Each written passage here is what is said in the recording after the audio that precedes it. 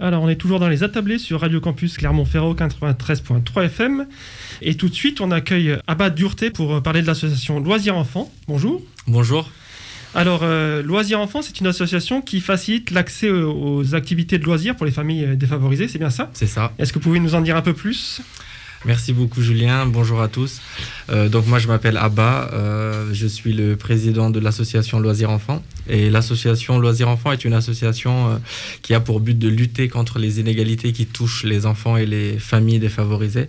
Les inégalités en termes d'accès aux activités de loisirs. Donc comment nous fonctionnons, c'est que nous faisons travailler un réseau de partenaires qui s'engagent à nos côtés, donc qui est constitué d'une partie de prescripteurs, donc c'est des organismes et des structures qui travaillent déjà au contact des enfants et des familles défavorisées. Et de l'autre côté, nous avons des structures qui proposent des activités de loisirs. Donc notre travail au sein de l'association, c'est de faire en sorte que, en activant ces deux côtés-là, de faire en sorte que les enfants et les familles puissent accéder aux activités de loisirs à faible coût, voire gratuitement. D'accord. Une de vos activités pour décembre, c'était une collecte d'objets ? Comment ça s'est passé ? C'est ça. Donc, il faut savoir que l'association a été créée depuis décembre 2019, mais malgré qu'on avait planifié des actions au cours de l'année 2020, on n'a pas pu les réaliser concrètement parce que, avec la situation sanitaire, nous n'avions pas la possibilité de réunir des gens. Donc, nous étions bien contents quand on a reçu l'appel d'une agence immobilière clermontoise, je vais citer le nom, c'est KW Verne, qui nous a sollicité pour nous donner un maximum de jouets à distribuer donc aux enfants et aux familles défavorisées. Donc c'est notre travail, c'est notre activité. Donc nous avons bien entendu réceptionné tous les jouets, nous les avons emballés et nous avons pris contact avec la maison de quartier de la Fontaine du Bac qui nous a bien aidés avec le comité de quartier et l'association des parents d'élèves de l'école Victor Hugo qui est située dans le quartier de la Fontaine du Bac. Donc nous avons réalisé cette distribution. Nous avons en tout distribué près d'une centaine de jouets. Ah oui. Donc, et combien d'enfants, combien de familles il y a une grande partie qui a été distribuée à l'accueil de loisirs Victor Hugo parce que c'est des jouets qui étaient un peu volumineux, donc on a préféré les laisser à l'accueil de loisirs pour que les enfants du quartier puissent en bénéficier. Ensuite, il y a plus de 35 familles qui ont pu bénéficier de cette distribution-là. C'est déjà beaucoup. Et du coup, si la situation s'améliore, quelles sont les activités que vous voudriez faire avec ces familles, avec ces jeunes, avec ces enfants ? Nous avons commencé à y travailler, nous continuons.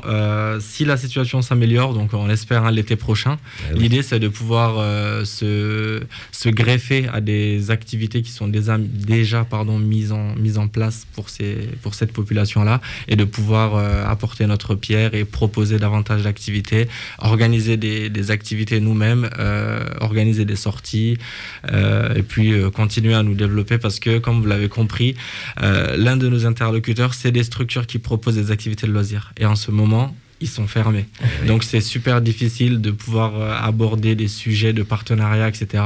Mais dès que la situation va s'améliorer, parce que le contact qu'on a avec ces structures-là, c'est un contact qui est assez privilégié. Ils sont réceptifs aux messages. Il y en a pas mal qui souhaitent s'engager à nos côtés.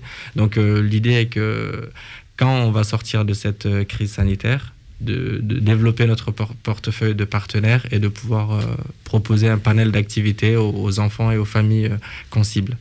D'accord, c'est des balades, c'est des activités apprenantes, oui. Ça va être des activités sportives, pédagogiques, etc. Notre credo au sein de l'association Loisirs Enfants, c'est de se servir de l'accès aux activités de loisirs pour permettre aux enfants et aux familles qui sont dans des situations de précarité sociale de s'inclure et de pouvoir s'épanouir. Vous êtes un lien. C'est ça. Pour dire, ici on fait ça, là il y a des gens qui ont besoin. Nous on fait le pont, exactement. Ok, d'accord, très bien. Du coup, s'il y a des structures qui veulent vous joindre, c'est sur le site internet, c'est ça ? C'est ça, le site internet c'est loisirsenfant.fr, donc loisirsenfant tout au pluriel, tout attaché.fr.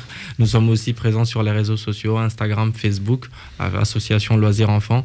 Donc c'est un message, si il y a des structures qui souhaitent s'engager à notre côté dans cette lutte-là, nous sommes tout naturellement preneurs. Et le but est de pouvoir conjuguer nos efforts pour que les familles et les enfants qui sont aujourd'hui en situation de difficulté puissent accéder à des activités de loisirs. Et on le sait tous, l'activité de loisirs permet d'apprendre et de faciliter l'apprentissage et surtout l'inclusion dans la société. Et si jamais les familles ou les jeunes veulent vous contacter, est-ce que c'est possible également sur le site ou faut qu'il y ait des projets pour le moment, non. Nous, on préfère passer par des organismes qui sont déjà au contact des familles. C'est dans un souci de faire un travail qualitatif. Le but est de toucher réellement les personnes qui sont dans le besoin. Donc, c'est pourquoi nous passons par les maisons de quartier, d'autres organismes qui sont déjà au contact avec cette population-là pour pouvoir toucher réellement les gens qui sont dans le besoin. D'accord. Ok, très bien. Est-ce que vous cherchez des bénévoles ou pour l'instant Actuellement, non, pas spécialement. Mais nous sommes vraiment à l'écoute de toute personne qui souhaiterait mettre en place des actions avec nous, nous soutenir pour nous permettre de développer l'association et nos actions. Est-ce que vous êtes vous-même bénévole? Je crois que vous avez un métier à côté. C'est ça, j'ai un métier à côté. Voilà. Le site internet a changé, non? Il est tout neuf ou... C'est ça, il est tout neuf. C'est un tout nouveau site web qui a été créé par le cofondateur de l'association, donc Rémi Clavel. Voilà, c'est ça. Donc voilà. Oui, parce qu'il y a une semaine, j'avais vu, et puis là, je ne retrouvais pas les mêmes infos, mais où ça détaillait un petit peu votre parcours avec votre ami, où vous avez chacun votre activité à côté. Ouais. C'est ça. Oui, parce que l'association a 1 an, un peu plus. C'est ça. Et du coup, la première année a dû être un peu difficile pour vous de se lancer là-dedans, puis 2 mois après... On ne pouvait pas prévoir cette situation. Personne ne pouvait se douter que la situation sanitaire allait se dégrader de cette manière-là. Et donc, on s'est vraiment pris un peu le pied dans tout ça. On n'a pas pu mettre en place d'action. On était vraiment au point mort à un certain moment, comme tout le monde. Comme tout le monde. Et on est bien content de pouvoir finir l'année sur cette note positive-là. Ça nous encourage beaucoup, ça nous pousse à vouloir proposer davantage de choses nouvelles. Surtout que cette situation sanitaire, si elle a fait quelque chose de terrible, c'est qu'elle a creusé le fossé en termes d'inégalité. Donc, c'est d'autant plus important de continuer nos actions et de continuer à lutter contre des inégalités qui peuvent toucher notre population. Oui, puis même une association qui a 1 an et qui a déjà des actions concrètes, c'est déjà bien. Avec l'année qu'on a vécue, effectivement, bravo à vous. Merci. Et ça vous donne une légitimité pour pouvoir continuer, je pense. Est-ce que vous voulez rajouter un dernier mot Un dernier mot, ça serait à faire passer, oui. Ça serait d'abord de remercier toutes les personnes qui nous soutiennent, qui nous ont accompagnés, qui nous encouragent au quotidien dans la mise en œuvre de nos actions, et aussi dire à toute personne, notre association existe. Nous sommes présents sur les réseaux sociaux. Contactez-nous si jamais vous avez des idées, si vous souhaitez nous soutenir. Nous sommes à l'écoute de toute personne désirant s'engager à nos côtés. D'accord. Merci Abba Dureté. Merci. Du coup, si vous voulez en savoir plus sur l'association, il a le site internet www.loisirs.fr. Et sur les réseaux sociaux? Oui. Association Loisirs Enfants sur Facebook et Instagram.